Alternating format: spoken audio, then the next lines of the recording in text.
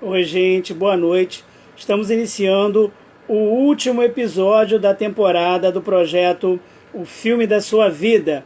Eu sou Erivelto Reis e hoje eu vou conversar com uma professora, pesquisadora, coordenadora, ligada aos estudos da história, Márcia Vasconcelos, especialista entre outras áreas da história, no período dos povos escravizados no Brasil, a democracia e os estudos políticos na América Latina, entre outros temas que a Márcia domina. Tive a oportunidade de trabalhar com ela, de tê-la como minha coordenadora, e nós vamos conversar um pouco sobre a história, sobre a educação, sobre o filme central do Brasil, que é o filme que ela escolheu falar a respeito. E hoje, como último episódio da temporada, evidentemente, tanta gente para agradecer, tantos amigos e amigas que por aqui passaram. Muito obrigado a todos e todas as pessoas que participaram, que acompanharam, tanto as lives, tanto nos dias em que as lives iam ao ar, como depois nas plataformas do próprio Instagram, no YouTube, no Spotify, que acessaram o site, que acessaram a página, que ajudaram a divulgar.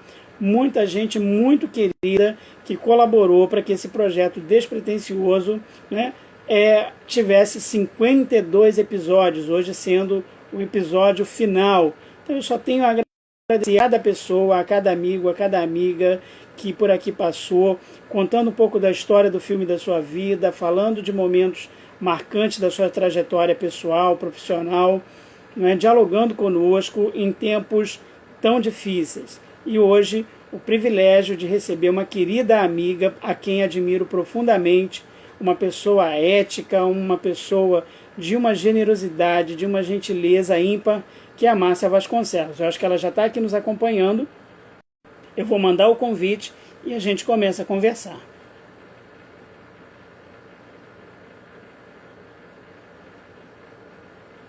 Mandando o convite para ela, entrar ao vivo.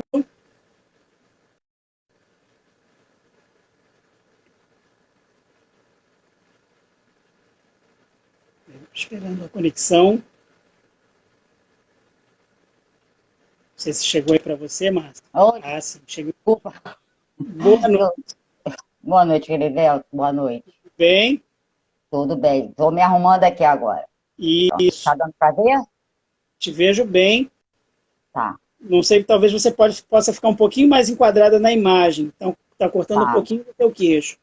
Peraí. Se você puder organizar aí. Aqui é ruim, tinha perguntado se não dava computador. Não dá, né? Não, agora não ficou dá. legal. E tá ótimo agora, excelente esse enquadramento que você fez. Uma luz super bonita, tá ótimo.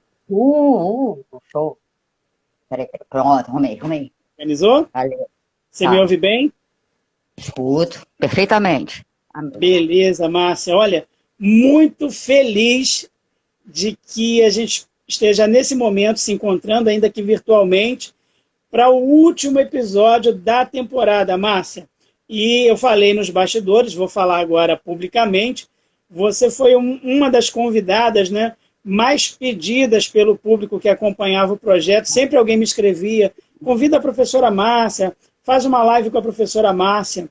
E eu ali mandei o convite, a gente tinha uma data, acabou não sendo possível na data inicial, e hoje, possivelmente estivesse escrito que o episódio de encerramento seria, então, essa nossa conversa. Então, eu quero muito agradecer a você pela tua disponibilidade, falar da minha admiração, do meu carinho por você, que foi uma amiga que eu conquistei no tempo em que trabalhamos juntos numa instituição de ensino superior. Foi sempre uma querida, ética, gentil, generosa, parceira.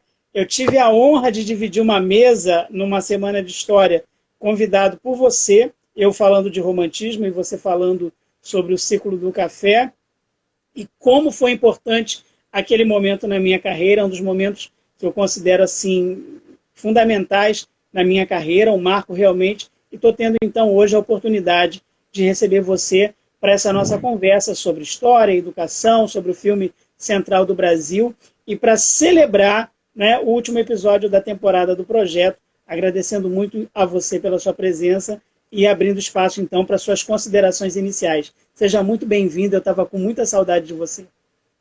Ah, eu também, Livelto. Nossa, que saudade. Eu não fala que eu lembro lá daquela sala dos professores maravilhosa, meu Deus, do sofá, do travesseiro e de tantas coisas. Vocês compondo música naquele intervalo, né?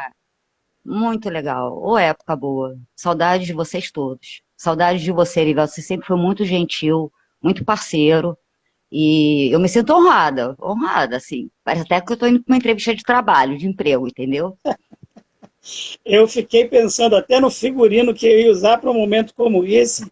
Eu talvez não tivesse nem um suspensório adequado para um momento como esse. Ai, Mas, que enfim, horror. quero agradecer muito a você, Márcia. Agradecer as pessoas que já estão aqui. Um monte de coraçõezinhos subindo aqui na tela. As pessoas mandando mensagem. Alguém comentou aqui, professores incríveis, eu agradeço. Professores sensacionais, saudades. As pessoas estão comentando aqui. Muito obrigado pela presença de todos e todas. Você sabe, Márcia, que tem um amigo em comum que a gente tem, que é o Cícero César, que eu chamo de Cícero, Eu chamo. eventualmente de House, e que você chama de César, né? Que você já É, conhecia, inclusive antes até da gente se encontrar naquela instituição onde trabalhamos juntos.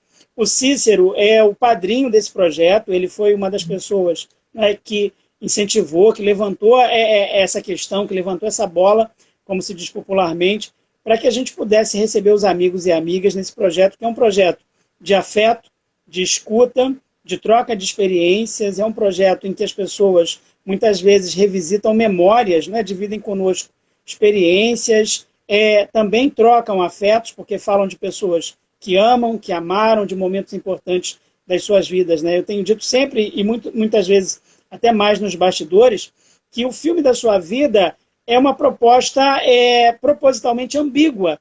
Na verdade, a gente fala até muito menos do filme escolhido pelo convidado ou pela convidada, né? Porque a ideia é a vida do convidado ou convidada como uma narrativa, como um filme em que a gente possa falar de determinados momentos, né? Revisitar determinadas cenas, imaginar como teria sido aquele momento na vida dessa pessoa que a gente está ouvindo e que a gente, de alguma forma, acompanha por quem tem amizade, por quem tem amor, que a gente admira.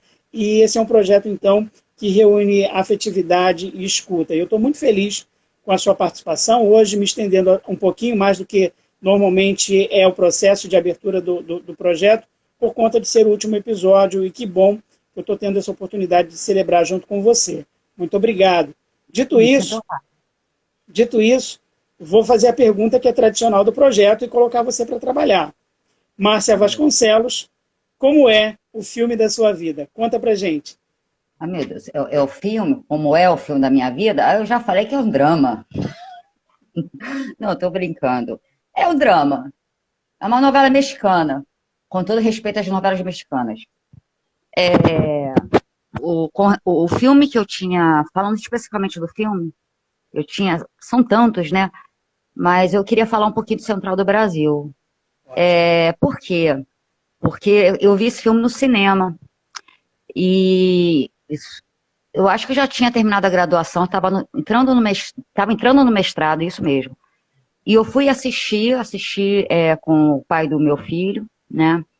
Quando a gente saiu do cinema, isso foi lá no Largo do Machado. Ficamos do Largo do Machado, a gente pegou o metrô até aqui a Praça Afonso Pena. A gente, um não falou com o outro. E até hoje, quando eu vejo esse filme, e esse ano eu já vi 2 vezes esse filme, eu fico sem falar, eu me emociono com o filme. E ali eu acho que tem, né, algumas questões que a personagem, a Dora, né, a Dora, embrutecida pela vida, né, amargurada, sem crer na humanidade, e de repente, naquele encontro acidental dela com aquele menino, de repente ela volta, né, acreditando na humanidade. É isso que eu busco para mim, acreditar na humanidade. E aí tem a ver um pouco com a religião que eu sigo, né, que eu até tinha comentado isso, que é uma religião que é o budismo. O budismo ele tem como base o humanismo. E para mim, o humanismo é, antes de mais nada, a compaixão, né? E é o que eu vejo nesse filme. E ele me toca, né? Eu acho que é isso, Erivelto. Não sei se eu respondi a sua pergunta, não. Respondeu sim, mas eu fiquei Ah, curiosíssimo quando você faz a alusão ao drama e às novelas mexicanas, né, como um exemplo dessa atuação dramática intensa. Você se definiu na pré-pauta, se comparando, inclusive, dramaticamente, a um grande ator brasileiro, né? Quem é esse ator a que você se compara em relação ao drama? Fala pra gente, você pode falar isso? eu posso, nem La Torraca. Falavam isso desde a época da minha faculdade, da graduação. Eu era uma dramática. Olha, começou com uma disciplina, a primeira disciplina que eu fiz com aquele professor que viria a ser depois o meu orientador. Eu tirei 3 na prova. Erivelto, foi horrível, meu Deus, a disciplina de escravidão. Só que era assim, você tinha que analisar um gráfico. Eu sempre falei isso para os alunos, inclusive nessa instituição. Era uma pirâmide etária, né? Porque o meu campo de estudo é mais ou menos vinculado à demografia histórica. E aí a gente tinha que analisar a evolução daquela população. Eu tinha decorado tudo e eu não estava pronta para analisar, né? Tirei 3. Quando ele me entregou a prova, Erivelto, caiu uma lágrima. Aí eu virei a chorona do IFIX. Então você já viu que o drama começou aí, né? E daí foi, Nela Torraca. Eu tenho fama de Nela Torraca. É Incrível. isso. Você sabe que a gente sempre tem pessoas muito queridas nos acompanhando e hoje, muito especialmente, tem 2 pessoas que eu quero aproveitar já de antemão para mandar um beijo, que é Vilma Roma, você deve conhecer bem, e Leon está nos acompanhando também. Um beijo, Vilma, um beijo, Leon. Daqui a Sei que tá. pouquinho vou provocar mais a Márcia, vamos falar de vocês também. Agora, Ah, Márcia, meu. para quem está acompanhando a gente, olha só.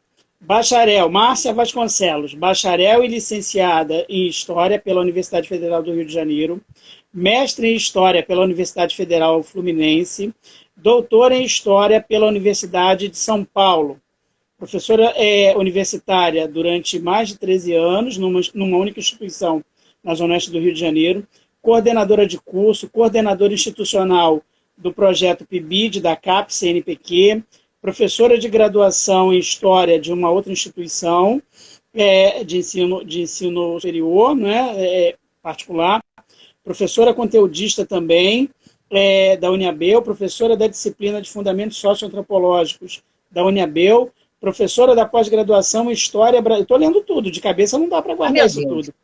Professora da pós-graduação em História do Brasil Colonial da Faculdade São Bento, editora-chefe da revista Recôncavo, da Uniabel, professora do Colégio Baiense, tutora à distância, coordenadora de projeto de pesquisa, coordenadora de projeto de pesquisa financiado pela Uniabel, Funadesp, Os Cativos da Família Jordão da Silva Vargas, um estudo sobre a comunidade escrava em Angra dos Reis no século XIX, e por aí vai. Tem publicações: Que Deus os abençoe, Batismo de Escravos em Angra dos Reis, o estudo de Mambucaba, de 1830 a 1859, livro Pais e Filhos nos Limites da Escravidão, uma história do século XIX, pela editora Nativa, e-book escrito em parceria com Vinícius Gentil, Relações Étnico-Raciais e Direitos Humanos, capítulos de livros Identidade e Memória Escrava, Indícios por meio do estudo das famílias de Angra dos Reis,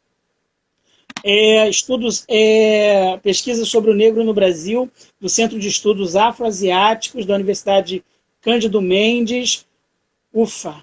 Uma pesquisadora de respeito, com um texto agilíssimo, agradabilíssimo de ler, muito, muito ética em relação ao uso das fontes, né, na transcrição e na pesquisa em história. E você começa a tua vida como historiadora, como pesquisadora, na iniciação científica na universidade, ou já desde o ensino médio você tinha esse interesse pela história? Como é que você foi parar na história? Conta pra gente. Tá. É, na não foi sexto, devia ser o 7º ano, pelo conteúdo, talvez o 7º, não lembro direito a série, mas enfim. Eu tive uma professora que falou, o tema era escravidão, e ela tocou na questão de Palmares, o mito dos Palmares. Essa aula eu parei, olhei, prestei atenção. E a partir dali, né, essa mesma professora, inclusive, depois indicou os alunos a assistirem o filme Gandhi e Batalha em Argel. Na semana seguinte, ela perguntou quem é que tinha assistido o filme. Só eu levantei o dedo. Eu acho que ali estava selado. Mas a minha entrada na história, Erivelto, foi para trabalhar com escravidão. Eu entrei no IFIX, lá no UFRJ, primeiro período, ninguém tinha tema nenhum, me perguntavam escravidão. O que era? Eu não sabia dizer. Eu lembro que no início eu pensava em trabalhar candomblé, alguma coisa assim, porque a minha família inicialmente era umbandista, né? Hoje todos são budistas. Então eu não tinha muita definição do que era, mas a temática era escravidão, escravização de africanos e seus descendentes. E eu fui até o final, decidida. E entrei querendo pesquisar. Engraçado, né? Eu não entrei preocupada com a questão de que eu poderia vir a ser professora. Eu, inclusive, demorei a ser professora. Eu queria estar dentro de um arquivo e queria trabalhar a escravidão. E eu imaginava papel velho, né? Tinha aquela fantasia com papel velho. E olha que história não era nem... eu era boa em história, só que eu tinha duas matérias que eu era melhor, biologia e química. E mesmo assim era história. Mas eu fui fazer história por causa da escravidão. Isso aí. O resto, entendeu? Aí depois eu fui me reencontrando, né? E foi. E não me arrependo nem um pouco, né? Sim. Muito Você, pelo você, contrário, eu tenho verdadeira paixão. Continuo tendo paixão por isso. Agora, desculpa até te interromper, né? Por eu estar a gente houve algumas mudanças na ABEU, né? O curso de História, ele deixou de existir presencialmente. E aí eu entrei no centro de estudos à distância. E aí me apareceu essa disciplina de relações étnico-raciais e direitos humanos. Essa disciplina me ajudou muito para eu poder, e aí foi importante a minha formação em escravidão, foi importante eu ter tido o orientador que eu tive, porque naquela época a gente não estudava história da África na faculdade, né? Não tinha tal lei 10.000 e tal, a gente não estudava a África. Esse professor, como ele era africanista, ele trazia muito da África para as 5 disciplinas que eu fiz com ele. Vários alunos, todo mundo fugia de matéria com ele, mas eu estava sempre lá. Eu e umas 4 pessoas. Quando eu fui preparar esse e-book, né, com o Vinícius, eu dei de cara com um tema que eu acho que tem tudo a ver, porque para mim a história não é ciência do passado, é do presente. A questão do racismo, né? E aí é uma outra coisa que mexe muito comigo, me sensibiliza muito. É uma questão que é cara e é séria no Brasil, né? Não só no Brasil, mas no Brasil, já que eu estou no Brasil, é uma questão muito séria e que precisa ser abordada. E aí eu descobri esse outro viés, mas que está ligado àquela minha questão inicial, né? Foi isso. você chegou a ser aluna da iniciação científica. Foi nesse momento que você entrou no arquivo pela primeira vez. Fala dessa Sim, experiência de entrar num tá. arquivo. Inicialmente, eu fui aluna de iniciação científica da área de América. Não tinha nada a ver foi com 2 professoras, num outro núcleo. Mas um aninho depois eu já caí com esse professor, que foi o Manolo Florentino, no núcleo de estudos dele, com um projeto de pesquisa que era muito original na época, né, que era trabalhar com parentesco entre escravos, porque o que se acreditava até a década de 80, 90 é que os escravizados não seriam capazes de constituir família.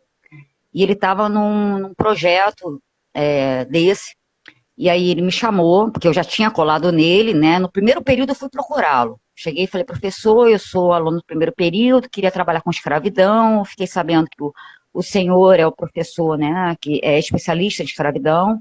Aí ele virou para mim e perguntou, mas o que você quer trabalhar? Eu falei, não sei, talvez foi o que eu falei para ti, né, o candomblé. Aí ele, deixa quieto. Aí eu sei que no ano seguinte, foi um ano e meio depois, eu entrei num projeto com ele, né, que foi o segundo projeto que eu entrei, do CNPq com bolsa de iniciação científica, E aí sim, né, trabalhando no projeto dele, que inclusive virou um livro, que é a Página Senzala, com outro professor, com o Góes. O primeiro local que eu entrei foi na Arquidiocese do Rio de Janeiro, né, para trabalhar com registros paroquiais, batismo, casamento, óbito, aqui da freguesia, ali da região de São Francisco Xavier, né, que era o Engenho Velho. Aquilo para mim, Erivelto, nossa, ali é o lugar. Ali eu me faço eu, literalmente falando. É isso. Uma E aí foi um historiadora em caminho suas sem contas. volta. É, um caminho sem volta. Mas os lugares mais dignos que eu frequentei em termos de arquivos foi exatamente com a pesquisa do Manolo.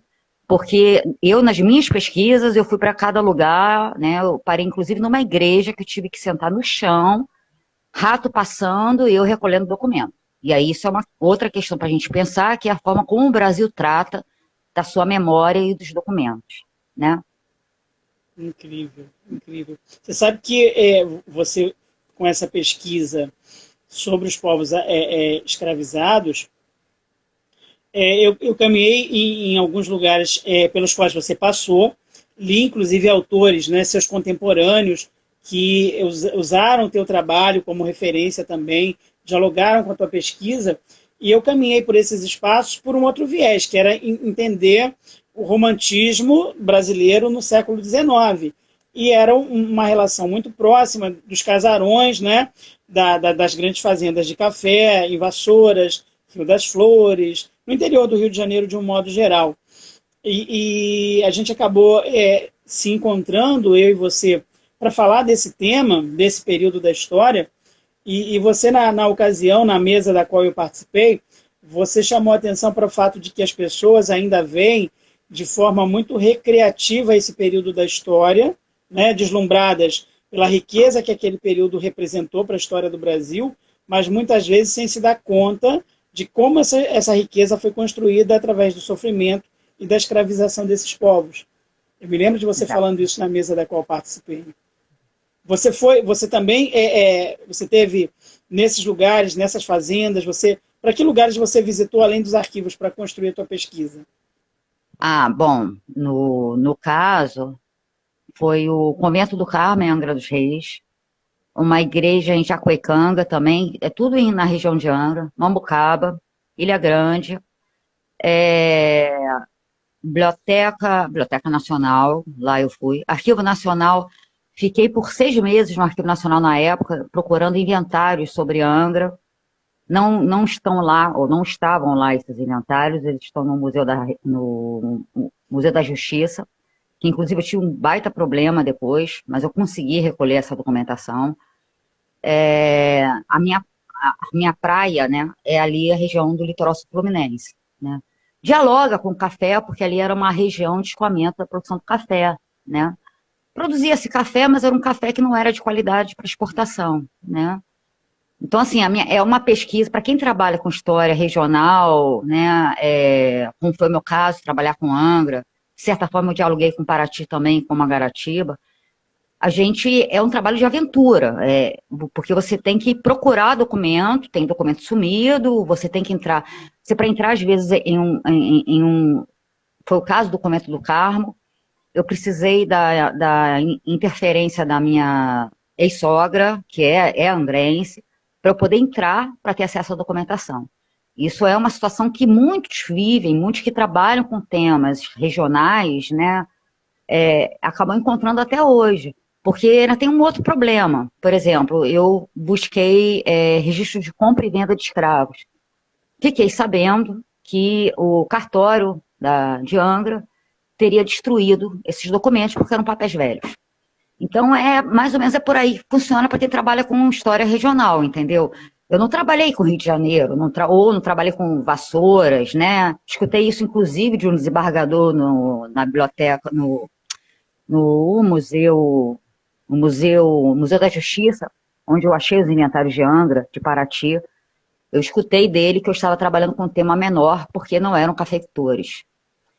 E, enfim, mas essa é outra história, que é meio dramática, que nem Neila Torraca. Então, assim, né? Eu li aqui, né, que o seu doutorado foi na USP. Confere? Uhum. Confere. Você morava em que lugar de São Paulo quando você fez o doutorado na USP? Não morava lá, não. Morava no Rio. Na verdade, inicialmente Conta essa morava em história. Uberlândia. Inicialmente eu morava em Uberlândia, mas aí depois eu vim para o Rio.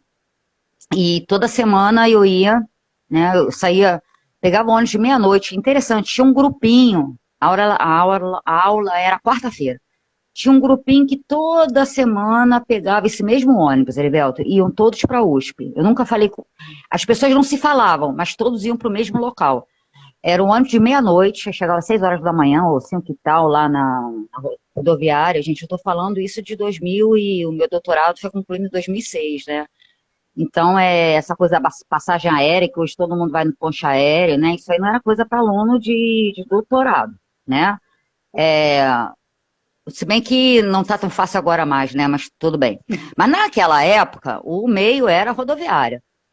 Então saía meia-noite, chegava lá cedo pra caramba, geralmente um frio pra danar, pegava o metrô e ia pra USP. E minha aula era tarde só, era 2 horas da tarde. Eu batia a cabeça lá, né? E terminava a aula, eu voltava pra rodoviária, pegava o meu ônibus, chegava aqui no Rio, na rodoviária Novo Rio, naquela época, a rodoviária era muito mais, era louquíssima aquilo ali. Pegava um táxi, nem era o amarelo, porque ele era perigoso. Todo mundo me falava que não era para pegar o amarelinho, era aquele mais caro. E aí eu vinha para casa, né? Como eu não moro muito longe, porque eu moro aqui quase perto da Leopoldina, né? Que é Praça Afonso Pena, é início da Tijuca, né? Alguns falam que nem é Tijuca, enfim. Às vezes eu tinha até problema com o taxista que não queria me transportar porque era muito perto, né? Foi uma porrada, e desculpa o termo, gente. E com um filho recém-nascido, né? Meu filho era Leon, Leon tinha menos que 6 meses, eu já estava nessa batida de ir para São Paulo. E a única vantagem, digamos assim, Erivelto, era que eu estudei no prédio da economia. Então, assim, o prédio da história, você sabe que tem uma questão de distribuição de verba de acordo com as áreas nas universidades, né? A USP, o que eu vou falar agora da USP não é exclusivo da USP. Mas, por exemplo, o prédio das ciências humanas, que era onde eu ficava até a minha aula lá de doutorado. Era um prédio, quem conhece a USP sabe como é que é o prédio. Ele é lindo, mas né, tem aquela questão, não tinha naquela época uma infraestrutura, era ventilador, aquela cadeira assim desconfortável. E aí, não, eu dei sorte, eu fui ter aula onde? Na Faculdade de Economia, né? Ar-condicionado, cadeira acolchoada, era um mundo paralelo para mim. É E lá eu diferente. sou, outro mundo, é completamente, é outra coisa, porque eu fiz na história econômica, porque exatamente isso, o professor que tinha lá, ele tinha trabalhado com família escrava, com a região do Vale do Paraíba, ele trabalhou com Bananal, e ele fazia uma brincadeira, né? Ele fazia uma interseção com demografia histórica. Então foi isso que me conduziu a ir para lá, né? E ele já conhecia meu trabalho porque ele tinha participado da minha banca de qualificação e depois defesa de mestrado. Mas foi uma baita aventura. E assim, ainda sofri preconceitos, porque foi uma época que alguns historiadores aqui do Rio de Janeiro, principalmente da UFRJ, tem um que eu acho que é um dos grandes nomes, é o João Fragoso, que derrubou uma tese do Caio Prado Júnior. Com todo respeito, porque a gente, né, enfim, a gente questiona ou critica um autor, mas respeitando o autor.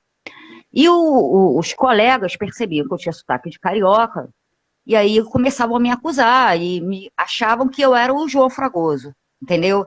E aí, não, como é que pode? Vocês no Rio de Janeiro estão colocando Caio Prado Júnior pro lixo, etc. E tal. Não era nada disso, a gente só estava. O que o João Fragoso fez foi mostrar a existência de uma economia interna, coisa que o Caio não tinha feito, mas tudo com muito respeito. E em São Paulo, Caio ainda é o Caio, né? Ou era o Caio Prado Júnior. Então ainda sofria essa piadinha, né? E depois voltava para casa. E sabe-se lá Gente, como. É.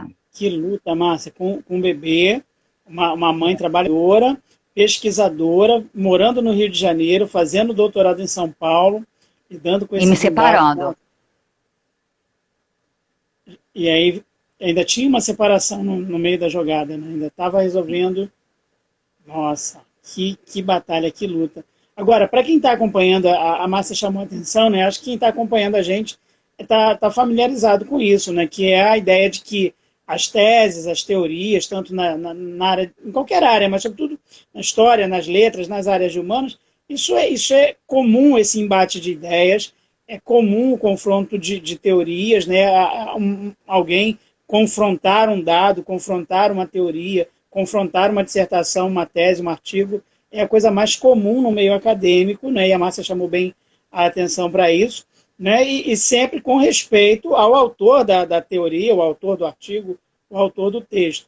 Isso é absolutamente natural. Agora, Márcia, depois do bacharelado e da licenciatura na UFRJ, se não me engano, achavam que você faria o mestrado na UFRJ, mas aí você vai para a UF, né? Conta um pouco dessa história. Sim, pois é. Sua chegada na UF. Na verdade, antes de mais nada, eu queria só lembrar a importância que eu tive, né, a importância que um professor, que foi o Manolo Florentino, falecido agora esse ano, em março desse ano, o professor exatamente que eu fui, bolsista de iniciação científica, né, até o final, enfim, aconteceu de eu estar, a segunda etapa minha, eu passei tanto para a UFRJ quanto para a UF, por uma questão de logística na minha cabeça, lá na minha juventude, porque eu fiz uma coisa atrás da outra, como eu queria ser pesquisadora, o que eu fiz, né? Termina a graduação, vai para o mestrado, no mestrado você vai para o doutorado. É praticamente um estudante profissional, né, vivendo de bolsa. Para quem não sabe, bolsa não vale quase nada, tá, gente? E eu peguei um período de um governo anterior, que é de um sociólogo, que ele não deu aumento de bolsa nenhuma, né? Foi só depois, no outro governo, no governo do Lula, que houve um aumento, a isso eu cheguei a pegar. Então, a bolsa é irrisória, né? Mas voltando para cá, teve lá a segunda etapa, e na segunda etapa eu optei por ir para a UF. Vou ser sincera, eu, de certa forma, hoje eu faço uma reflexão, talvez não pelo que foi a UF na minha vida, pela orientadora maravilhosa que eu tive, que foi Sheila de Castro Faria, que também estava começando, é da mesma geração do Manolo, estava começando o trabalho, tem um trabalho muito legal sobre família, mas é porque eu tive esse orientador de graduação que efetivamente me iniciou na pesquisa, né? Era uma pessoa, não era só comigo, né, mas ele percebia na gente um potencial ali, ou um interesse muito grande. Ele ficava até as 5, 6 horas da tarde orientando aluno de graduação, né, não é aluno de mestrado, doutorado, é aluno de graduação. Então aí eu lamento, né, por não ter ficado na UFRJ e ter ido para a UF. Mas ao mesmo tempo, tudo na vida tem essas coisas, né. Ganhei muito. Tem um aspecto muito interessante, Erivelto, quando a gente troca de instituição, porque a gente aprende a ler, a gente sai um pouco daquele vício, daquelas leituras que são tradicionais em uma universidade. Eu fui para uma outra diferente, né, que era a UF. A mesma coisa aconteceu comigo depois na USP. E aí você comentou, desculpa, talvez eu esteja saindo do assunto, mas uma coisa que eu, num desses encontros na UF, bem no início dos estudos sobre parentesco entre escravizados, houve uma briga entre um historiador e um outro, que é lá da Unicamp, sobre existir ou não parentesco. Isso eu também já narrei para os meus alunos em sala de aula, alunos de graduação. O nível do debate é uma coisa que vai tão para o pessoal. Eu acho que o brasileiro, a academia brasileira, ela não sabe lidar com a diferença de opiniões, que não é opinião, é uma questão de interpretação, né? E não quer dizer que, tipo, né, Erivelto, você tenha uma conclusão com relação a determinado tema, eu tenho outro, mas nós somos colegas, a gente só está debatendo ideias, a gente é amigo, mas a academia, pelo menos na época que eu tive ali, o que me parecia era uma coisa de um passar o dia ao outro, e eu vi isso em um congresso, fiquei horrorizada, né? E aí dá para entender também o que acontecia comigo lá na USP, né? Quando o pessoal me confundia com o João Fragoso e metia o dedo assim na minha cara, dizendo que eu tinha acabado com o Caio Prado. Que absurdo, nunca. Meus alunos todos de graduação leram Caio Prado Júnior, né? Então foi isso, a minha caminhada. Você sabe que você está me contando essa história, eu estou aqui me lembrando de um amigo nosso, professor, Marcos Pache, né, que é professor da Universidade Rural, trabalhou com a gente também, Foi. e ele conta, né, num dos momentos que a gente está conversando, que o Antônio Cândido, professor da USP, né, o sociólogo, professor de literaturas, enfim, um dos grandes teóricos de literatura, passou muito tempo sem visitar a UFRJ, por questão de que, como era de São Paulo, não era lido, ou não era tão bem recebido, ou tinha medo de vir a não ser tão bem recebido por conta disso, né, para ter uma ideia de como isso afeta as relações entre os acadêmicos, né, esse tipo de posicionamento, ou então a suspeita, a intuição de que possa haver que o debate não possa ficar no campo das ideias, né, possa ser levado para uma outra instância. Agora você conta aqui para mim que um momento da sua vida que você sentiu que você mereceria um Oscar foi quando você teve a coragem de pegar um avião em Uberlândia para voltar para o Rio. Primeiro, o que você estava fazendo em Uberlândia? E você estava com um filho, com o Leon, ainda com meses no colo, né? Você Leon diz aqui, ainda um está no baita ar? ato de coragem. Meu filho está aí ainda no ar? Acho Dá que para está ver, por não? aqui com a gente, está Ah, meu acompanhando. pai do céu. Foi um O que ato de você foi fazer em coragem. Uberlândia? Na verdade, bom, durante um bom tempo eu fui praticamente uma cigana, né? Enfim, é, eu fui para Uberlândia porque eu era casada com o pai do Leon e ele, loucamente assim, ele fez história comigo, mas o que ele queria, na verdade, era fazer artes cênicas. Como a família dele é de Angra, o pai dele disse a ele o seguinte: se você for para o Rio de Janeiro estudar artes cênicas na Unirio, eu não vou te bancar. Então, o que ele fez, né? Ele foi fazer história, e aí o pai bancou. Ele ia desistir de história, mas aí nisso a gente começou a namorar. Foi no ano que eu entrei na faculdade. E aí, assim que ele terminou história, ele iniciou o mestrado dele em artes cênicas, doutorado, né? Toda a carreira dele é ligada a teatro. Ele resolveu brincar de fazer a prova para a Federal de Uberlândia. Brincar, ver qual é. Mestrando.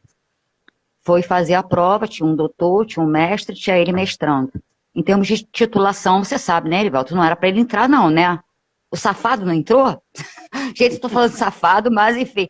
O homem entrou. Em menos de um mês eu fui morar em Uberlândia, sendo que a gente nem sabia onde ficava. Eu não sabia, ele foi fazer a prova, mas eu não sabia nem onde ficava Uberlândia. A verdade é essa.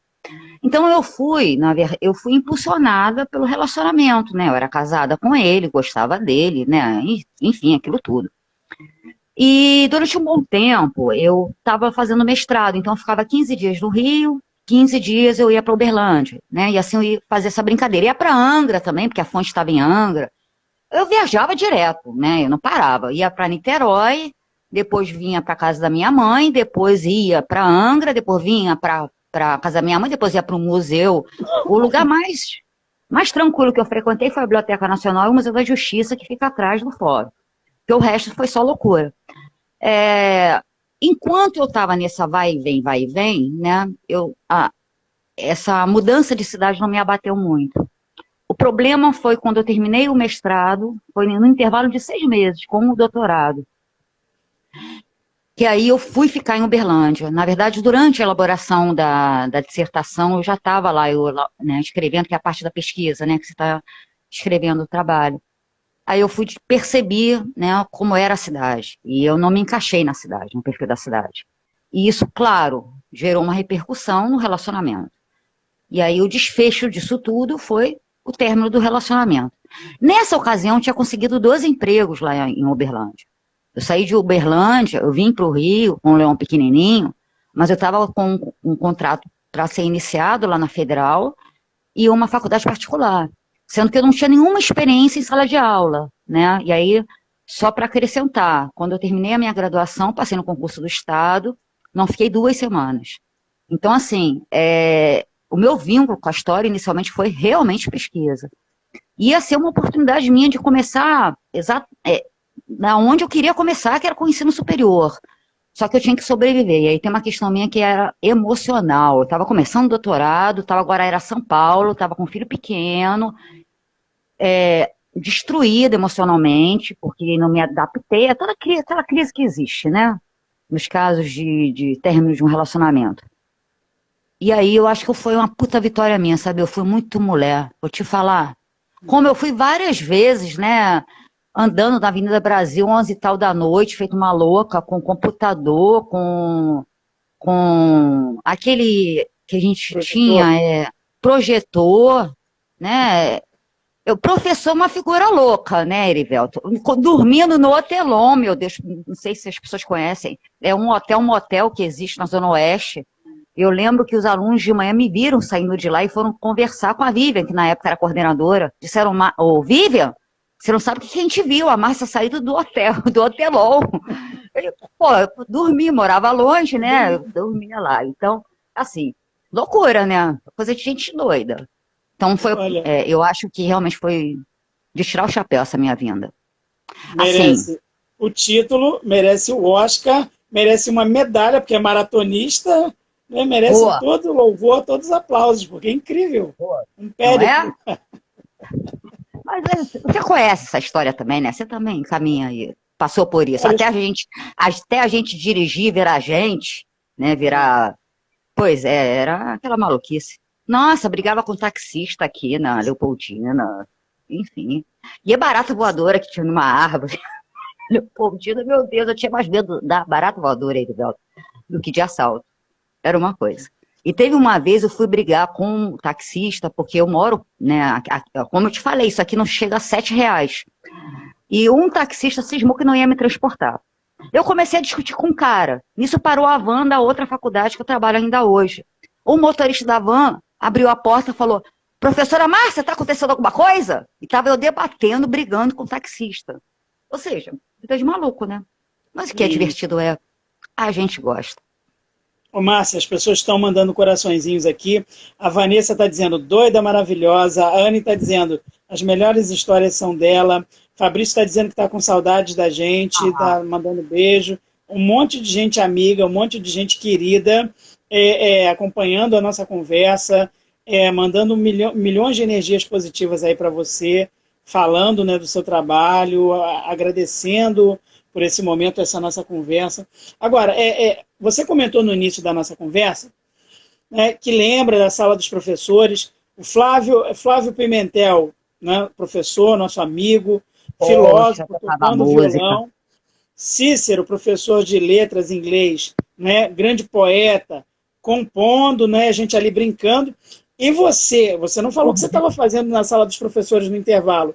Estava estudando, fichando livros, corrigindo monografia, TCC, lendo artigos, preparando aula, revisando material de aluno. Era uma coisa incrível, era uma coisa incrível. Então, às vezes dormia, né? Aí tem a brincadeira de Todos os alunos sabem. dar um travesseiro de Tudo. presente para você. E assim, eu chegava às 6h40, era mais ou menos o horário que a gente chegava, 6h40 da manhã, que a gente fazia vertical, né, o dia inteiro trabalhando. Você É. chegava mais ou menos no mesmo horário. E aí eu me lembro que você decidiu, você falou comigo que você ia tirar a carteira e ia comprar um carro. E eu me lembro de você contando, a primeira vez que você pegou a Avenida Brasil. Conta pra gente.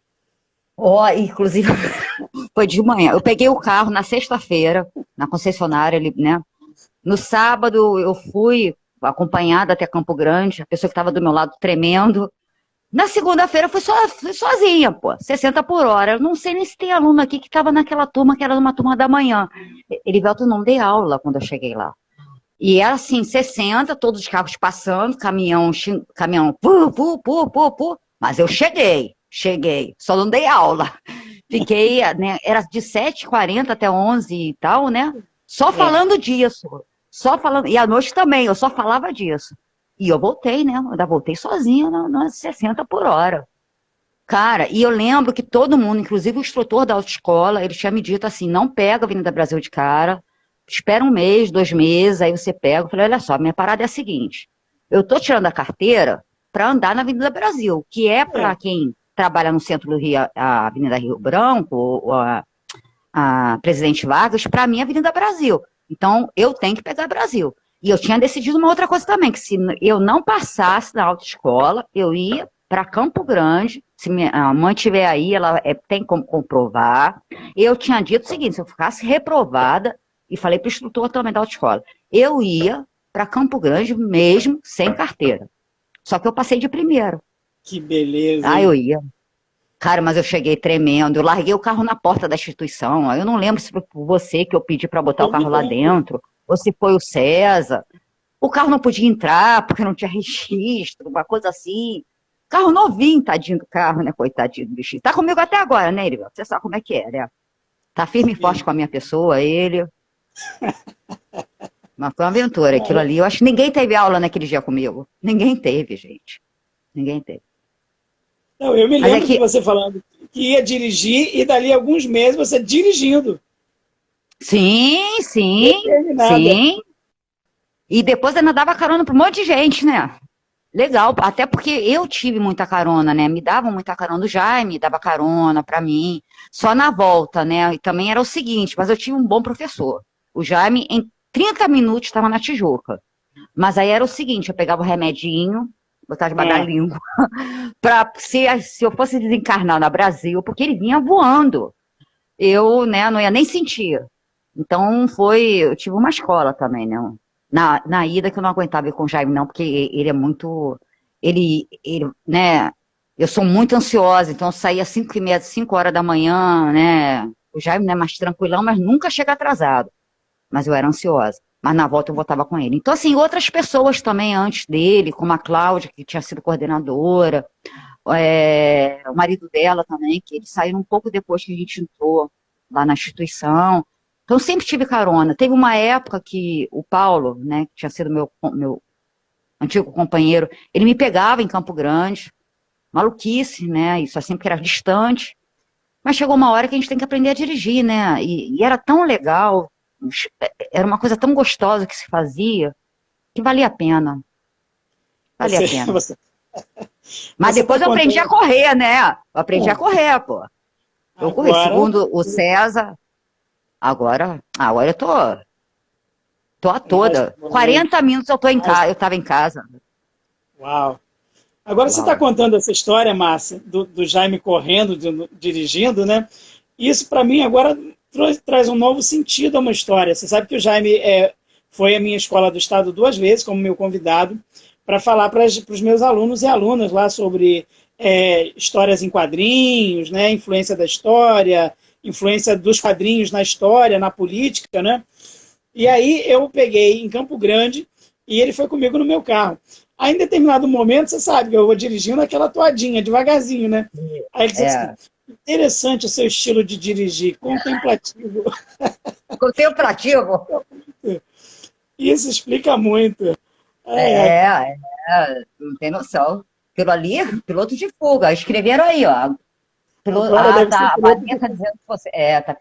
Ó, a Piloto Anne de está fuga. dizendo que você aprendeu mesmo e a Vanessa está dizendo que agora você deve ser piloto de fuga.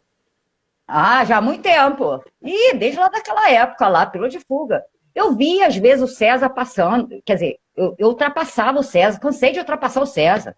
E ainda fumava dentro do carro, né? Ultrapassava o César e ia embora. Aí o César, bem antes, ele entrava em Nilópolis, né? Nossa, mas até o retorno eu gostava, botava música autona e ia embora. E nunca aconteceu nada. Tá vendo? Que Acho que foi muito bom. maravilha, que É, confiança, Márcio. Ó, Alexandre realmente, Badaró está falando aqui, ó, piloto de fuga. Gilda está falando que ótimas histórias. Gilda, nossa colega, professora, pedagoga, está mandando abraço também. um beijo pra ela, saudade. Ah, muito queridos, muito queridos. Muito obrigado pela presença de todos e todas, pela participação. Agora, Márcia, como é que você era na infância? Você era uma menina tímida? Você era uma menina levada? Porque a dona Vilma Roma está aqui acompanhando a gente. Se você E não tá, falar a verdade para mim, ela vai escrever no chat. Como é que ah, você meu era, Deus do céu. Marcinha? Bom, olha só, vou ser sincera com você. Inicialmente gostava de estudar, não. Bem pirralhinha, pirralhinha, pirralhinha. Não era muito chegada, não. Mas eu tive problema de fono muito sério. Eu não falava direito. Tatorro era aí. Não, tatorro era cachorro. Isso aqui era chuva. Então, assim, escola nunca foi um lugar. Estou falando do meu período de alfabetização, tá? Que tinha CA naquela época, né? Foi um período muito ruim para mim. Não era um local feliz. A escola não foi um local feliz para mim até a quarta série. A partir da quarta série foi, mas antes não.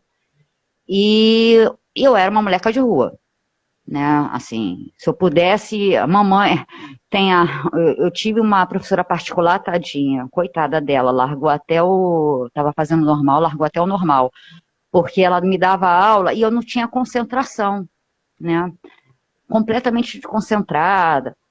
E aí eu ia escorregando na cadeirinha, e quando ela via, eu estava correndo para a vila, porque eu morava numa casa que do lado era uma vila. Eu queria brincar de bola, que aquilo era alegria para mim, né? Estudar e ir para a escola não era alegria nenhuma. Era um lugar ruim, né? Até pela experiência que eu tive lá com. Isso aí, meus alunos também já escutaram essa história.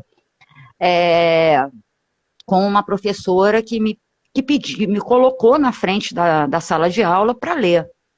E ela claramente percebia que eu não era cebolinha, Heriberto, era muito mais que cebolinha. Tinha palavras que eu não conseguia pronunciar. O Z, o CH, né? Chuva, para mim era isso aqui. Ela, enfim, como professora me botou lá na frente para eu ler, eu fui ler de qualquer jeito. A turma inteira riu, né? Isso foi uma coisa que foi traumática para mim. No dia seguinte, minha mãe, como uma boa ariana, se a senhora ainda estiver aí, muito obrigado, mãe, te amo, tá? Obrigada. Eu saí da escola. Então, assim, não foi uma experiência boa. E o que foi muito legal foi na segunda série do primário, a professora, isso era um colégio particular, mas no colégio municipal, no colégio municipal, a professora chamou a minha mãe e disse: olha, sua filha não tem condição de ser aprovada, porque ela, né, ela fala, ela escreve do jeito que ela fala, é errado, ela tem um problema sério de fala, ela tem um problema seríssimo de concentração, ela fica meio que no mundo da lua, eu não tenho como aprová-la. E aí me encaminhou para um serviço que aí teve o acompanhamento de psicólogo, fono, né, aí a coordenação motora, aí mamãe teve que me levar para fazer exame, né, de audição, aquela coisa toda.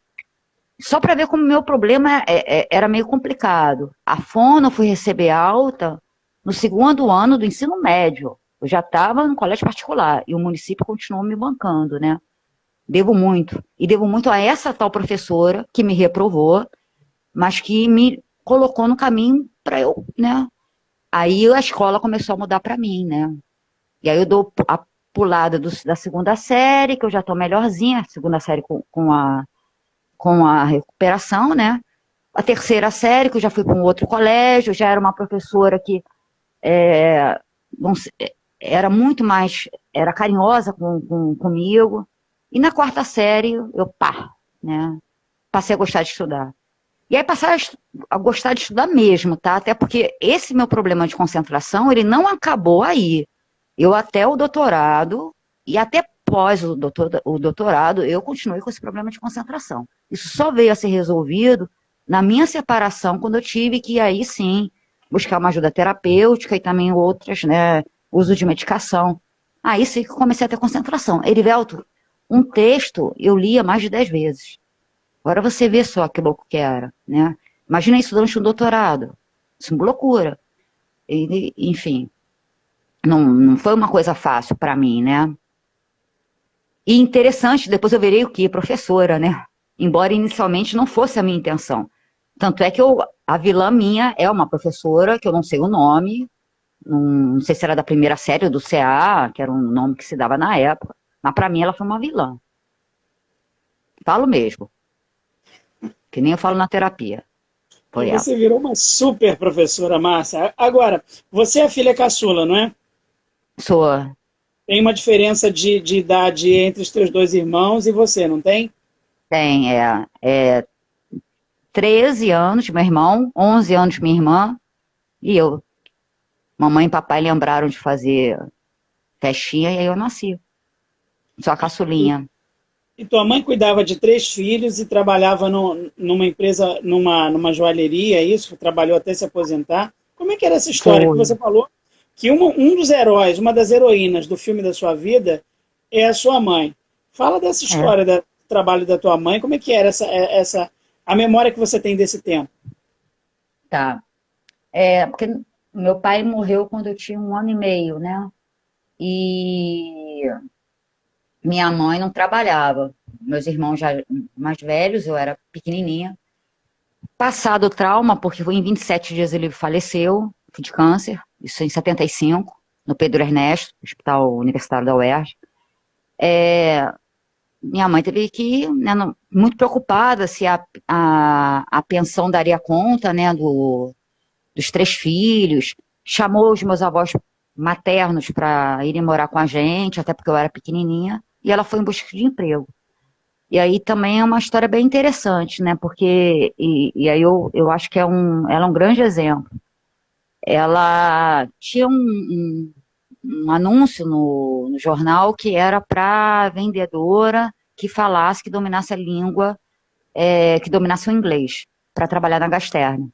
Minha mãe viu aquele anúncio, não sei se chegou a comprar uma roupa, enfim, e foi lá para a entrevista. Chegou na entrevista, a mulher entrevistadora, né, falava com ela em inglês. Aí ela foi e disse, olha, eu não estou ouvindo nada, eu não estou entendendo o que você está dizendo, a minha história é essa, né, eu sou recém-viúva, eu tenho 3 filhos, um com essa idade, outro com esse, um com 1 ano e meio, e preciso de emprego. E aí ela acabou conseguindo emprego, né, e aí foi trabalhar com caixa, depois ela fez até concluir o técnico dela de contabilidade, né. E ela trabalhava também, uma batalhadora, porque ela chegava meia-noite em casa, ela trabalhava no Hotel Nacional lá em São Conrado. E não dirigia, porque a minha família tem um mito, as mulheres da minha família têm um medo de dirigir. A minha mãe foi dirigir uma vez, deu uma batida, nunca mais pegou o carro. Então era ônibus, década de 80, tinha assalto, né? Quem conhece São Conrado ali, pô, tem aquele túnel, não sei o nome do túnel, aquele túnel grande. Na década de 80 já tinha assalto. E meia-noite ela estava chegando em casa. Então, para mim, ela é uma heroína, né? E o pulso dela, que ela teve que ter. E esse pulso dela foi também muito em cima, né, dessa preocupação que ela tinha, principalmente comigo, talvez por ter sido a caçula, talvez por ter sido aquela que não teve o convívio com o pai, o que me fez a ponte com essa questão do próprio filme, né, que é o Central do Brasil, que se gira em torno da figura do pai, né, nos 2 personagens. Ela sempre destacou uma coisa muito forte, muito para mim, acho que mais para mim do que para os meus irmãos. Tem que ter uma profissão, e o caminho para a profissão é estudo. Então, e aí voltando aí para a questão anterior, quando eu comecei a me envolver com escola mesmo, foi na 4ª série, e como eu tinha dificuldade de concentração, eu ficava copiando a matéria, né? Copiando, e cresci escutando que eu tinha que ser alguém na vida. E alguém na vida não é você casar com um homem cheio da grana, é você ter a sua profissão, antes de mais nada, ser independente. Foi isso que eu aprendi com a minha mãe, né? Esse era o caminho. E é o conselho que eu dou para todo mundo, esse é o caminho. E a profissão é uma coisa que é nossa, né? Hoje eu já sou um pouquinho mais cuidadosa com essa coisa de paixão na profissão. Porque sabe, Herivelto, eu estava pensando a respeito disso. Eu sou muito apaixonada hoje pela sala de aula, e sou muito apaixonada pelo arquivo. Mas a paixão, no ambiente de trabalho, gera um probleminha. Às vezes a gente é explorado e não percebe. Porque é emprego também, né? Agora, paixão, né? E aí eu dei sorte. Realmente cara, a minha vida gira em torno de escravo. É uma coisa muito, muito doida, né? De racismo. É muito doido, eu não sei explicar. Talvez kármico. Provável que tenha sido kármico, não é possível. Lá uma aulinha de Zumbi dos Palmares, né? Não, é escravidão? Não era, porque eu gosto de história, era escravidão, né? E aí foi isso, eu acho que Dona Vilma é Dona Vilma, entendeu? Acho que os 3 filhos têm essa sensação, têm essa relação com a mãe, porque a minha mãe passou a ser, né, ela que segurou tudo. E segurou com um pulso firme, tá com 84 anos, mais lúcida que todo mundo. Eu acho que é a mais forte dos 3 filhos, se for comparar com os filhos. Uma mulher extremamente forte. Por isso que ela é uma heroína. Eu sigo ela no Facebook, né? De vez em quando curto as postagens dela, acompanho. E ela tem muito bom humor, porque de vez em quando eu faço uns memes, né? Publico lá umas bobagens e ela vai, comenta, brinca também. É muito bacana. Agora, tem um outro personagem importantíssimo na tua vida, que é o Leon, teu filho, que obviamente seguiu a carreira de futuro historiador. É isso mesmo? Olha, eu bem queria. Na verdade, eu queria isso não. Eu queria que ele fosse músico.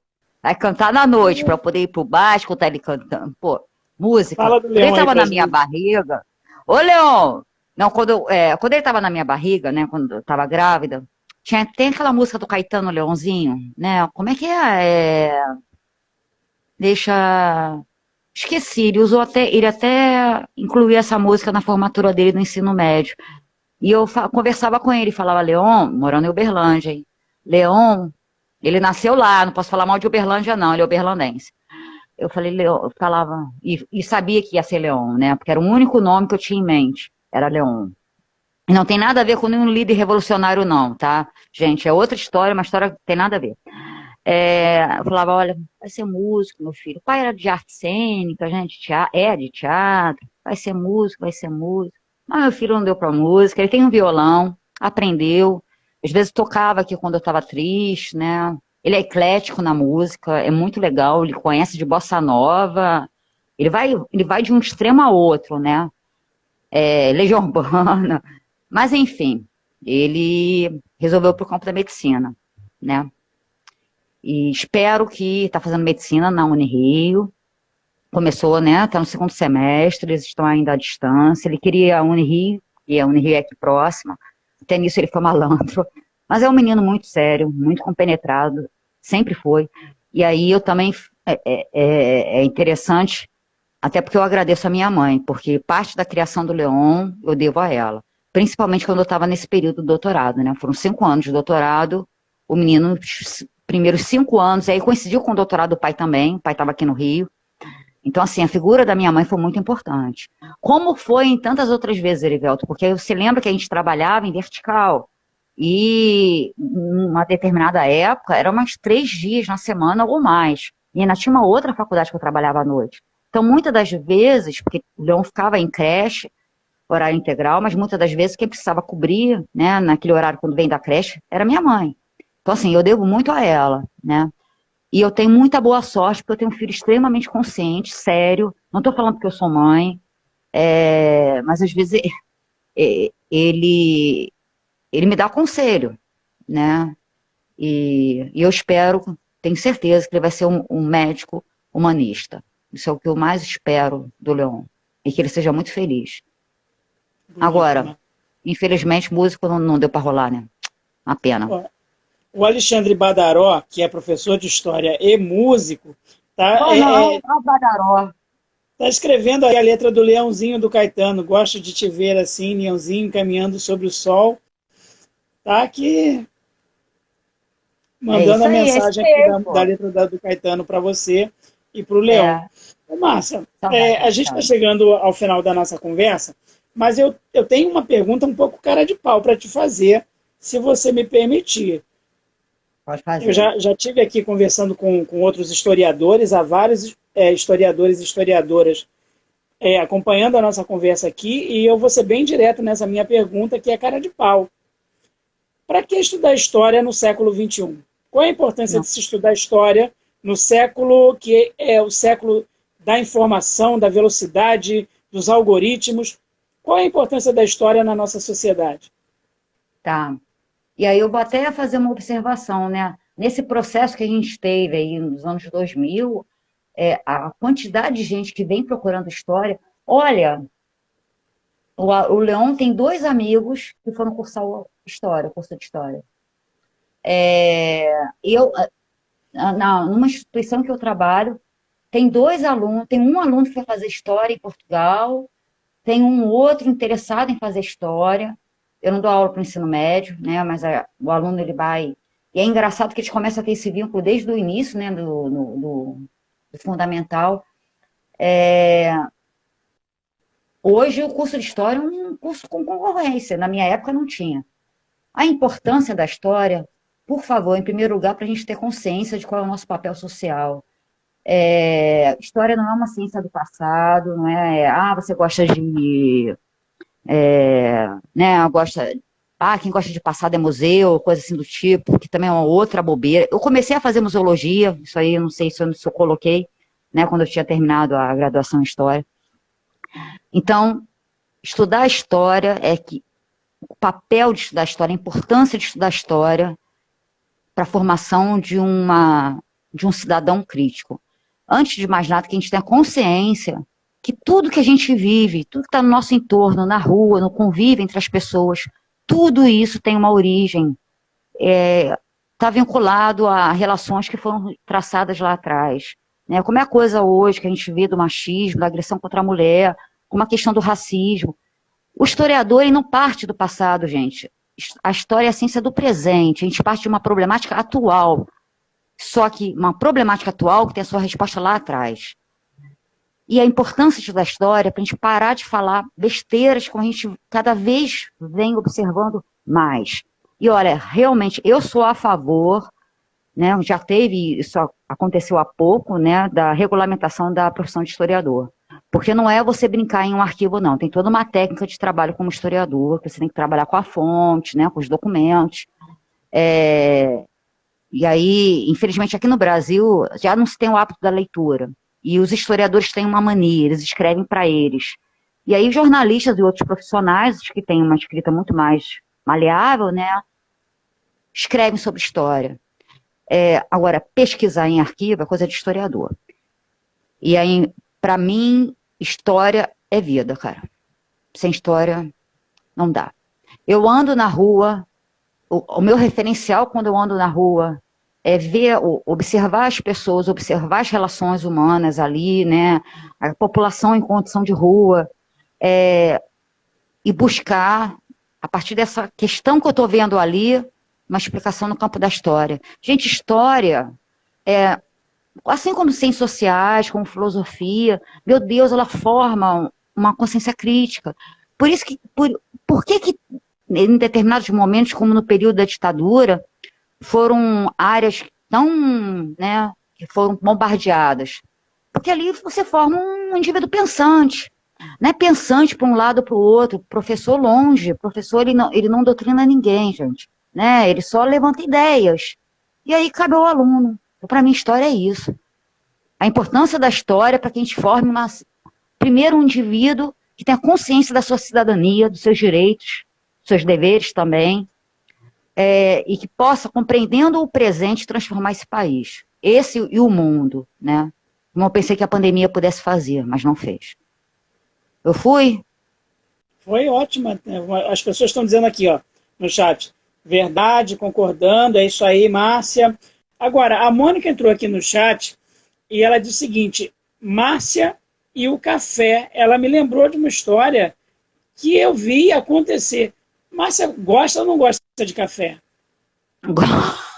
A Mônica me deu, devia até trazer a canequinha, tá lá na cozinha, a canequinha do café com uma fotozinha da Márcia. Tem até uma foto no Face, no Instagram.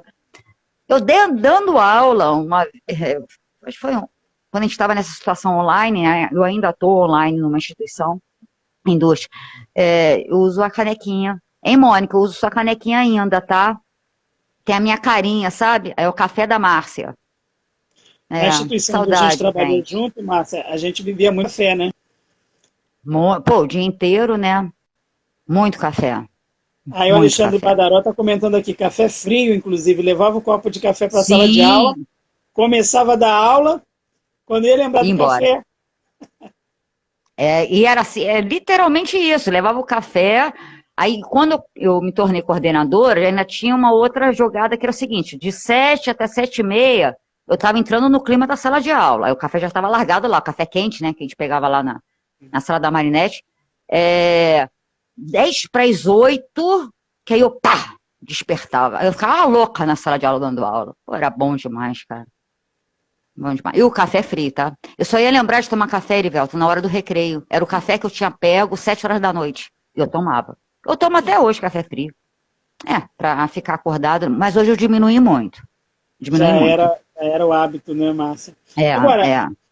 você pegava, a gente muitas vezes dividia, eu trabalhando nas disciplinas ligadas à produção do texto acadêmico, produção textual, e aí é uma disciplina comum também para as turmas de história e para as demais turmas dessa instituição onde a gente trabalhou junto. E eram turmas grandes, e o que os alunos, que eram meus alunos e seus alunos, comentavam sobre a sua aula, é que você se transformava. A Márcia entrava em sala de aula, se transformava. E na nossa conversa de bastidor, você usou, se você me permitir em confidência, uma palavra que é semelhante a entusiasmo, né? Você tem entusiasmo de estar na sala de aula.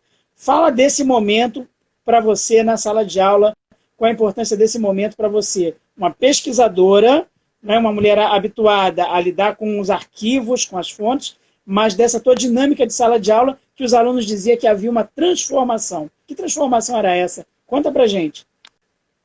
E transformação que começou nesse lugar, né?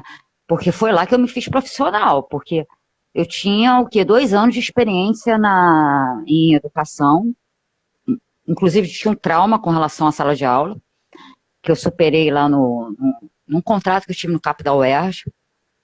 E nessa instituição, depois de eu começar, né, e passar o medo, porque a primeira turma que eu peguei era uma turma de 120 alunos. O áudio, Márcio. Né, era uma coisa louca. Tá. Tá dando áudio. Agora? Peraí, será que... Tá sem áudio. Tira o fone. Tira o fone, Vê agora. Foi? Não, tá sem áudio. É estranho. O pessoal que tá acompanhando, tá ouvindo o que a Márcia tá falando? Alô? Alô, câmbio? Tá sem áudio. Eu não sei. Mas eu não sei o que eu... Vou botar, peraí. Vai. Isso sempre acontece comigo, Erivel. Peraí. Recoloca o fone. Vê aí, Marcinho. Alô? Tá me ouvindo? Não.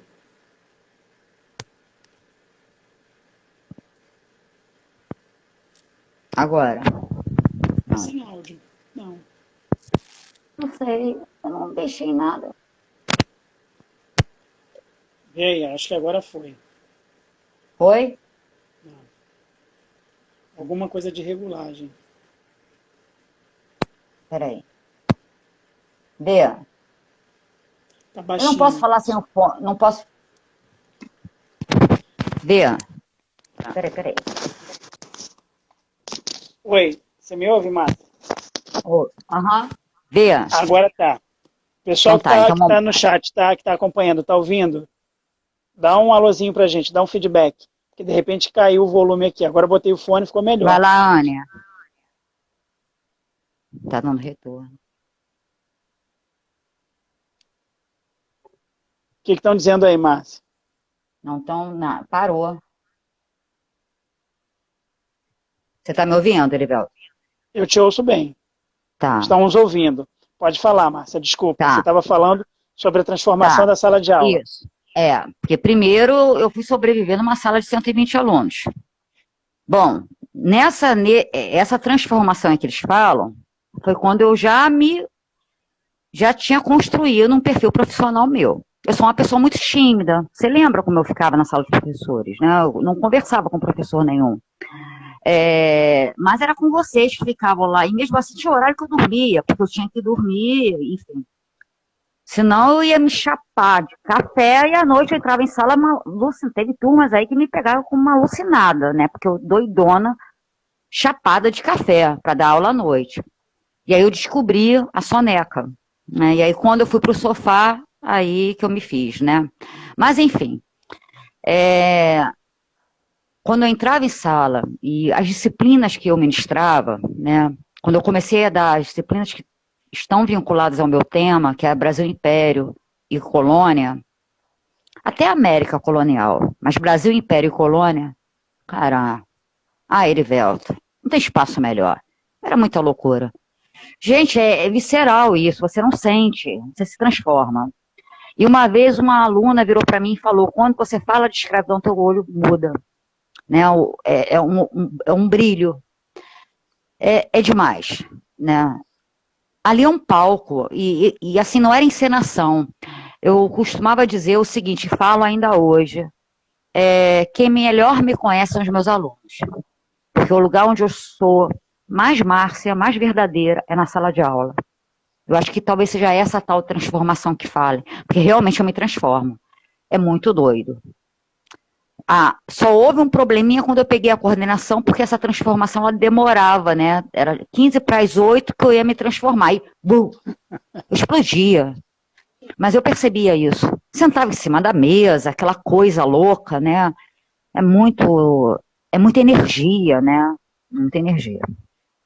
Incrível. É muito bom. E para alguém que não queria ser professora, né? Isso que é mais louco ainda. Eu não sei como eu fui escolher história. Eu fui escolher história de escravidão. Eu não parei para pensar aquilo que os jovens pensam de uma forma muito sensata, né? Vou trabalhar em quê? Tem mercado de trabalho? Não tem? Eu não pensei nisso. Eu fui passional nisso também. Escravidão, história, né? E depois eu fui descobrir que eu tinha que me virar, né? Estava lá estudando história, mas não é só estudar história, tem que ganhar dinheiro com história, né? E graças aos céus, que bom, né? Que eu tinha tudo para ter um trauma de sala de aula, tenho uma verdadeira paixão pela sala de aula. E aí hoje eu digo, né? Como infeliz eu seria se eu ficasse lá, enfiada lá, só com papel velho no arquivo. O professor, o pesquisador, ele precisa desse contato com os alunos, né? Na verdade, futuros colegas, né, de profissão, no caso do ensino superior. E é muito bom. Nossa, eu chegava eletrizada aqui em casa, meu Deus do céu, era uma loucura. Na adrenalina, né, Márcia? Pô, total. Vindo com o piloto de fuga ainda por cima, né? Mas inesquecível, cara, muito bom. As pessoas muito estão bom, comentando, né, aqui no chat, Márcia, que suas aulas eram inesquecíveis. Falavam para mim, né, que as suas aulas eram incríveis, elogiavam. Sempre tem essa lembrança muito carinhosa dos alunos comentando que tiveram uma aula incrível com você, que aquela semana tinha sido demais a tua aula, sempre falando sobre isso. Mesmo antes da gente se tornar amigos em sala de aula, ali em sala dos professores, eu já tinha uma referência da qualidade do teu trabalho, do amor dos teus alunos e alunas por você, essa paixão pela história, né, esse comprometimento pela história que você inspirava nos teus alunos e alunas. E as pessoas estão comentando aqui no chat. Mas eu também, esse contato, né, é muito bom. Aluno, né, a gente está aprendendo, a gente aprende ali, os dois lados. Eu lembro que eu estava apresentando uma interpretação que tem a ver com a história até do Caio Prado Júnior. Um aluno levantou a mão e falou: professora, dá para fazer essa associação com isso, com isso? Cara, é isso! Porra, tu pescou, rapaz. Eu nunca mais esqueci a explicação que ele deu. Ali foi o pulo do gato. Então, assim, é gratificante demais, porque tá os dois aprendendo, né? E isso acontece no fundamental, no médio, no superior, e relações, são trocas, são pessoas, são indivíduos, né? E essa coisa de uma pessoa tão tímida como eu, né? A sala de aula, contraditoriamente, aquele espaço cheio de aluno, é o lugar que eu mais sou eu. Vai entender isso, né? E aí eu devo ser essa maluquinha que alguns falavam, porque realmente eu era despirocada, tá? Vou ser sincera.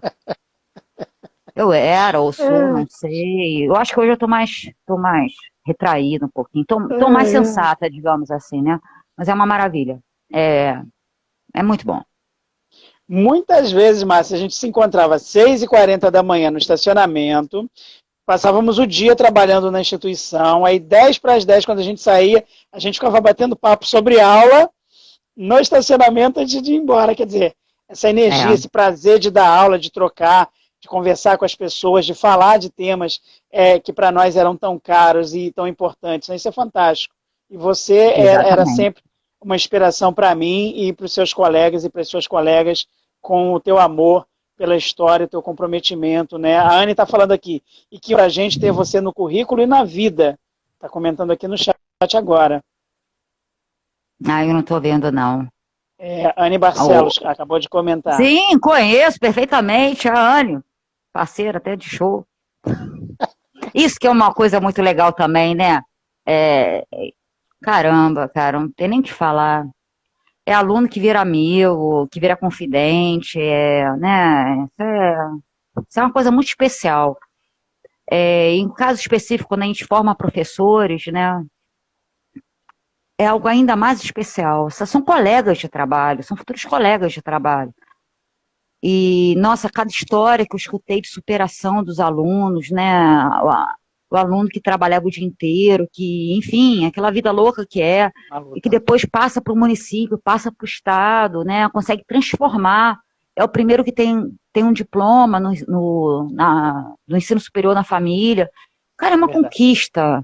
Isso é uma coisa muito importante. A profissão do magistério, não importa se em que nível seja, tem que ser valorizada. A gente trabalha demais e, claro, a gente tem, desculpa o termo, tá? A gente tem tesão no que faz, mas a gente merecia um reconhecimento, porque a gente mexe, né, querendo ou não, com a cabecinha das pessoas. Isso é coisa muito séria, cara. E, né, tem que ser respeitado. É claro, tem um médico, enfim, mas é coisa séria, é sério. Infelizmente, historicamente falando, uma profissão tão desvalorizada. Nas três esferas, né? Vê aí quanto que não ganha um doutor numa universidade pública e compara com quanto não ganha um cara na justiça. E o cara que tem um doutorado, pós-doutorado, que participa de congresso o tempo inteiro, publicando livro, vai para tudo quanto é lugar. Tá lá o teto dele, lá quanto é. Isso é um vexatório. Sempre foi, tá, gente? Eu não estou fazendo nenhuma análise, isso é uma coisa... Isso vem de longa data, né?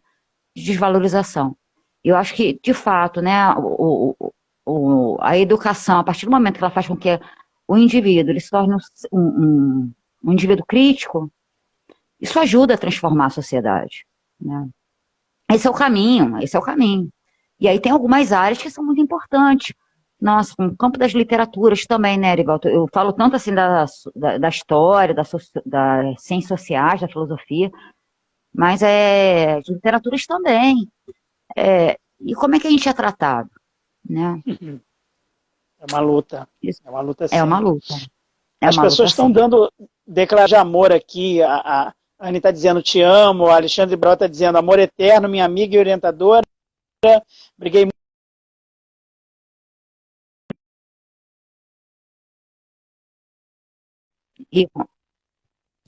Congelou.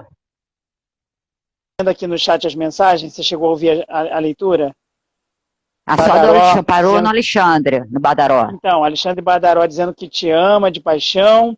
E, assim, muita mensagem carinhosa para você, para o seu trabalho, realmente um reconhecimento. Você se lembra, Marcinha, que eu falei para você durante a nossa conversa que eu sigo a dona Vilma Roma nas redes sociais, que ela é minha amiga do Facebook?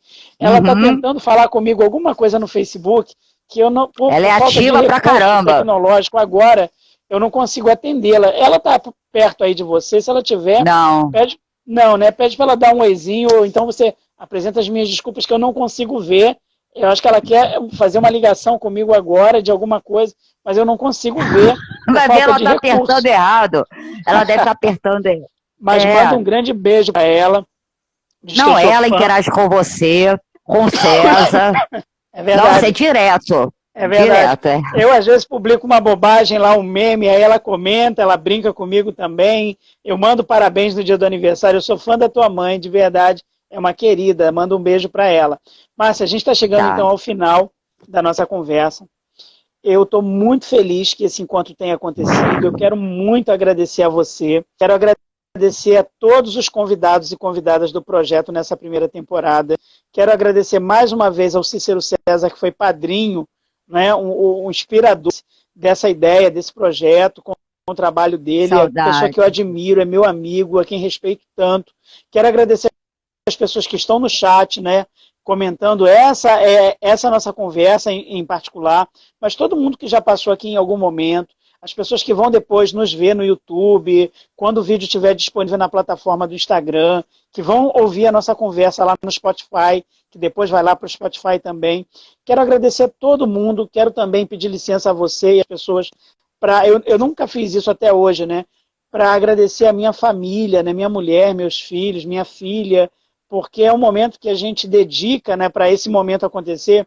A gente vê os filmes, a gente faz o estudo da pré-pauta, a gente pesquisa a vida do convidado ou convidada, para que esse momento, essa conversa possa acontecer com naturalidade, e a minha família aqui, muito particularmente nesse momento, a quem eu estou agradecendo sempre apoiando, sempre agradecer, sempre prestigiando o trabalho da gente. Então eu tenho muito a agradecer a minha esposa, aos meus filhos, a minha filha, aos amigos mais próximos, às pessoas que acompanham. Às vezes passam por aqui, dão um oizinho e aí vão fazer outra coisa, mas já fica o registro da energia, do carinho. E você, nesse momento, que é o último episódio da primeira temporada, tão querida, tão carinhosa, tão gentil em atender, é uma figura a quem eu tenho muita amizade, a quem admiro profundamente, que sempre me apoiou, que sempre teve esse carinho de conversar, de trocar ideia, a gente poder ter dividido uma mesa com você num evento de história é uma honra para mim, inesquecível. Então são tantas coisas bacanas que a gente tem juntos como colegas, como amigos, assim, que trabalhamos juntos por um bom tempo, e são só memórias de muito carinho, de muito afeto. Então eu agradeço muito a você, estou muito honrado com a sua participação, estou muito feliz que o último episódio eu tenha podido contar com a sua participação, então agradeço demais e abro espaço então para suas considerações finais. Olha, Erivelto, eu agradeço, eu que agradeço. Como está sendo bom conversar com você. Tem coisas que são muito importantes, né? Assim, o ambiente de trabalho, a gente sabe que é um ambiente conflituoso, complicado, mas sempre, em todos os locais, né? E nesse local em comum que a gente trabalhou, ficaram pessoas muito boas, né? Do bem. A brincadeira que você tinha, Erivelto, né? Você sempre falou muito da sua família, da sua esposa, a tua história, que é uma história de superação fantástica, uma puta história.